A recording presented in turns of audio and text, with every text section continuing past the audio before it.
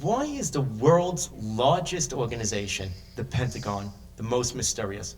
Pull back the curtain for us, Secretary Carter. Two things going on. First of all, I think some people just stop because they think that somehow they're prohibited from understanding more. One of the things I said after I had started to write the book is the publisher said, well, can you really do this? Can you talk about the Pentagon without revealing classified information?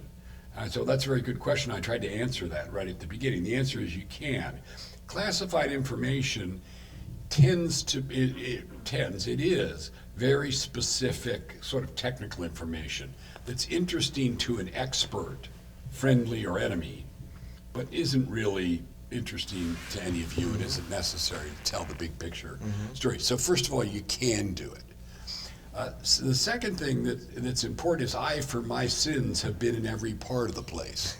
And most people, even people who get to the top, have done one thing or another. They've been in the budget side or the politics side or the strategy side or the military side or whatever.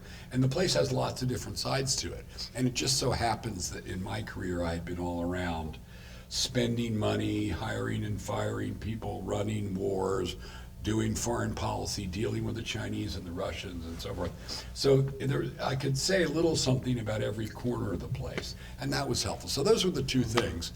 And I think it's a story that a lot of people want to hear because they're curious, and it's a mystery to them. And I don't know if you all read like that, but I'm a nonfiction reader, and I love to read about things that I'll never do and never see.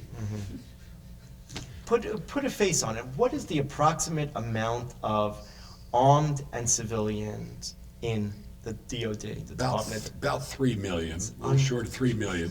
And on top of that, you can't count out about an equal number of people who work as contractors for defense.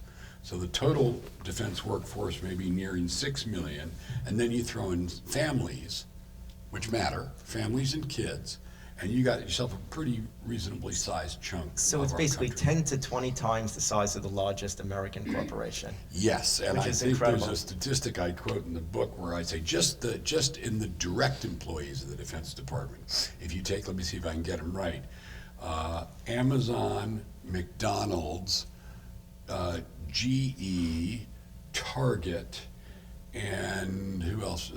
FedEx. And FedEx. Combined, we have more employees than that. Largest enterprise on earth. And that I have some interest to CEOs and other people who run big enterprises. What is it like to run the biggest place on earth?